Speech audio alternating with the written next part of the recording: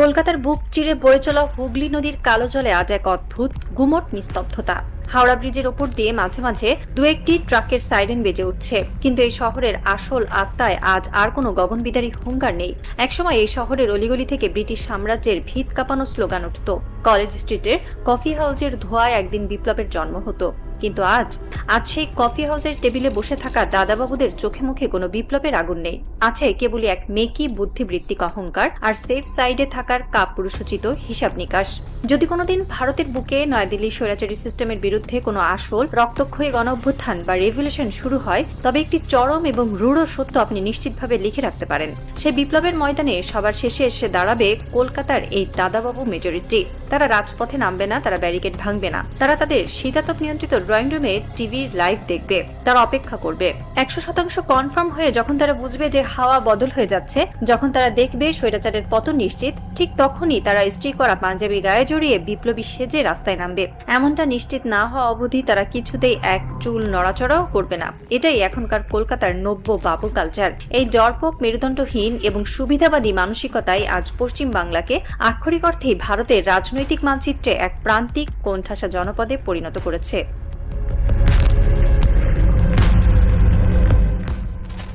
ইতিহাসের পাতা উল্টালে একজন মানুষের জীবন এবং তার অসম সাহসিকতা দেখে আজও পুরো বিশ্ব অবাক হয়। তার নাম সুভাষচন্দ্র বসু। নেতাজি সুভাষচন্দ্র বসুর জীবনী পড়লে যে কারো শিরায় শিরায় রক্ত টকবক করে ফুটতে বাধ্য। ব্রিটিশদের চোখে ধুলো দিয়ে রাতের অন্ধকারে ছদ্মবেশে দেশ ত্যাগ করা, সাবমেরিনে করে মহাসাগর পাড়ি দেওয়া এবং বিদেশের মাটিতে দাঁড়িয়ে আজাদ হিন্দ ফৌজ গঠন করে খোদ ব্রিটিশ সাম্রাজ্যের দিকে সরাসরি বন্দুক তাক করা এ কোনো সাধারণ মানুষের পক্ষে সম্ভব ছিল না।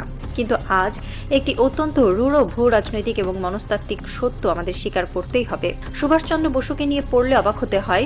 এই অকুতভয়, বেপরোয়া এবং আপোষহীন সাহসী লোকটা যতটা না পশ্চিম বাংলার, তার চেয়ে যেন অনেক বেশি পূর্ব বাংলার। কেন এই কথা বলা হচ্ছে? কারণ নেতাজির সেই লড়াই করার, বুক পেতে দেওয়ার এবং শত্রুর চোখের দিকে তাকিয়ে হুঙ্কার দেওয়ার যে স্পিরিট, তা আজ পশ্চিম বাংলায় পুরোপুরি অনুপস্থিত। বরং সেই স্পিরিটের দেখা মেলে পূর্ব বাংলায়।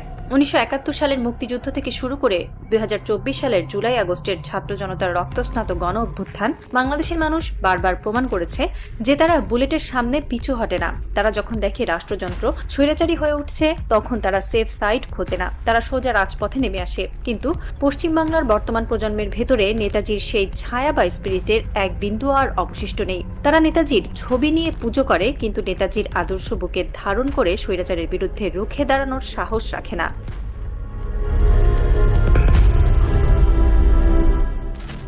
আজকের কলকাতার বাবু কালচারে নেতাজির ছায়া নেই। সেখানে বরং রায়দুর্লভ, জগৎ শেঠ, উমিচাঁদ আর মীর জাফরদের আনাগোনাই সবচেয়ে বেশি। 1757 সালের 23 জুন পলাশীর প্রান্তরে কি হয়েছিল? নবাব সিরাজউদ্দৌলা যখন দেশ বাঁচানোর জন্য লড়ছিলেন, তখন মীর জাফর আর রায়দুর্লভরা নিজেদের সেফ সাইড নিশ্চিত করার জন্য পুতুলের মতো দাঁড়িয়েছিল। তারা রবার্ট ক্লাইভের সাথে গোপনে হাত মিলিয়েছিল নিজেদের আখের গোছানোর জন্য। 250 বছর পর আজকের পশ্চিমবাংলার রাজনীতি আর সমাজ ব্যবস্থায় সেই একই ডিএনএ বা জিনগত বেইমানির স্রোত বইছে। তাদের কাছে আদর্শ বা নীতির চেয়ে নিজেদের পিঠ বাঁচানো আর সুযোগ সুবিধা বাগিয়ে নেওয়াই আসল লক্ষ্য। এর সবচেয়ে বড় এবং নগ্ন প্রমাণ দেখা গেল কিছুদিন আগের রাজনৈতিক প্রেক্ষাপটে। যখনই রাজনৈতিক হাওয়া একটু টলটলায়মান মনে হলো, যখন মনে হলো মমতার সরকার হয়তো হারতে যাচ্ছে বা চাপে পড়েছে, তখন কি দেখলাম আমরা? ওদের ডার্ক সাইটে ফিল্ম স্টার, টলিউডের বড় বড় মেগা স্টাররা, যারা এতদিন মমতার আঁচল ধরে ঘুরে বেরিয়েছে, যারা স্টেজে উঠে বড় বড় ডায়লগ দিয়েছে, তারা চোখের পলকে রং বদলে ফেললো। তারা শটান ইউটার্ন মারলো। কেউ কেউ নির্লজ্জের মতো ক্যামেরার সামনে এসে বলল, আমরা তো রাজনীতি করতে চাইনি, আমাদের বাধ্য করা হয়েছিল। কি অদ্ভুত এক সুবিধাবাদী চরিত্র! ক্ষমতা যখন আছে তখন তারা মধু খাবে, আর ক্ষমতা যখন ঝুঁকিতে তখন তারা ইঁদুরের মতো জাহাজ ছেড়ে পালাবে। এই যে রং বদলকারী মেরুদণ্ডহীন তারকারা, এরাই হলো আজকের আধুনিক যুগের জগৎ শেঠ আর মীর জাফররা। এরা বিপ্লব বোঝে না, এরা বোঝে শুধু কাঁচা টাকা আর ক্ষমতার উচ্ছিষ্ট।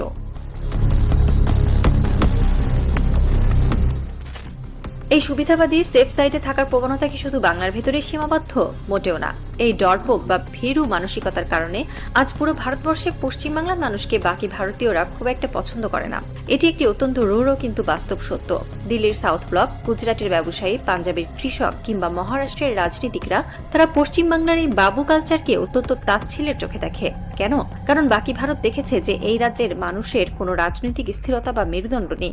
এরা সকালে এক কথা বলে, বিকেলে আরেক কথা বলে। এরা সেন্ট্রাল গভর্নমেন্ট বা কেন্দ্রীয় সরকারের স্বৈরাচারী নীতির বিরুদ্ধে মুখে হয়তো কফি হাউসে বসে অনেক তাত্ত্বিক বড় বড় কথা বলবে, কিন্তু যখন রাজপথে নামার সময় আসবে তখন এরা লেজ গুটিয়ে ঘরের দরজা বন্ধ করে বসে থাকবে। গুজরাটিরা তাদের ব্যবসার জন্য ঝুঁকি নেয়, পাঞ্জাবিরা তাদের অধিকার আদায়ের জন্য ট্রাক্টর নিয়ে দিল্লি রাজপথ অবরোধ করে মাসের পর মাস বসে থাকে, কিন্তু পশ্চিমবাংলার মানুষ তারা কেবলই সেফ জোন খোঁজে। এই ভাঙা মেরুদণ্ডের কারণেই আজ ভারতের জাতীয় রাজনীতিতে, অর্থনীতিতে বা নীতি নির্ধারণী জায়গায় পশ্চিমবাংলার কোনো শক্তিশালী কণ্ঠস্বর নেই। তারা কেবলই কেন্দ্রের দয়া আর লোকাল সিন্ডিকেটের চাদরের নিচে বেঁচে থাকা এক প্রান্তিক জনগোষ্ঠীতে পরিণত হয়েছে।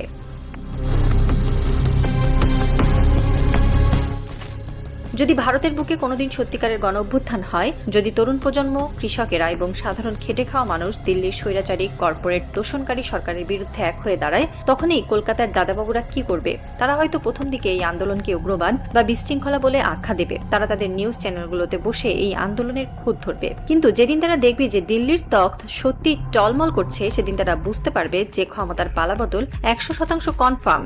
সেদিনই তারা ভোল পাল্টে ফেলবে, আর তখন সবচেয়ে বড় ব্যানার নিয়ে রাস্তায় নেমে বলবে, আমরাও এই বিপ্লবের অংশ। কিন্তু ইতিহাস জানে, যারা শেষ মুহূর্তে বিজয়ীর নৌকায় ওঠে তারা কখনো বিপ্লবী হয় না, তারা হয় পরজীবী বা প্যারাসাইট।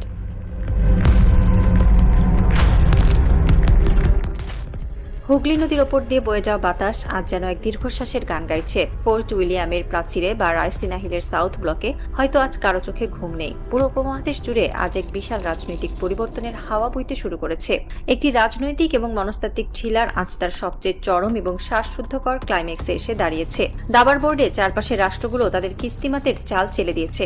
ঢাকা প্রমাণ করেছে যে রক্ত দিয়ে কিভাবে স্বৈরাচারকে দেশ ছাড়া করতে হয়। কিন্তু কলকাতার বাবুরা হয়তো এখনো তাদের এসি রুমে বসে সেফ সাইডের অঙ্ক করছেন। তারা হয়তো ভাবছেন তারা এভাবেই যুগে যুগে হাওয়ার সাথে রং বদলে নিজেদের আখের গুছিয়ে নেবেন, কিন্তু তারা বুঝতে পারছেন না ইতিহাস বড় নির্মম। যে জাতির মেরুদণ্ড ভেঙে যায়, যে জাতি বিপ্লবের ময়দান ছেড়ে সুবিধাবাদের হিসাব কষে, সেই জাতিকে একসময় ডাস্টবিনের আবর্জনার মতোই ছুড়ে ফেলা হয়। সাসপেন্স এখন তুঙ্গে। ভারতের বুকে যদি সত্যি কোনোদিন সেই মেগা সাইক্লোন আছড়ে পড়ে, তখন এই মির্জাফরদের কি পরিণতি হবে? তারা কি তখন কোনো নতুন প্রভুর পা চাটার সুযোগ পাবে, নাকি জাগ্রত জনতার ঘৃণা আর থুতুর বন্যায় তাদের এই মেকি আভিজাত্য চিরতরে ধুয়ে মুছে যাবে? অপেক্ষা কেবল সেই চূড়ান্ত বিস্ফোরণের। কারণ এই নতুন পৃথিবীতে কাপুরুষদের জন্য কোনো সিংহাসন বরাদ্দ নেই। ইতিহাস শুধু তাদেরই মনে রাখে যারা মৃত্যুর চোখে চোখ রেখে কথা বলতে পারে, হয় মুক্তি নয় মৃত্যু। আর সেই ইতিহাসে এই ভাঙা মেরুদণ্ডের বাবুদের জন্য অপেক্ষা করছে কেবলই এক অনন্ত অভিশপ্ত বিস্মৃতি।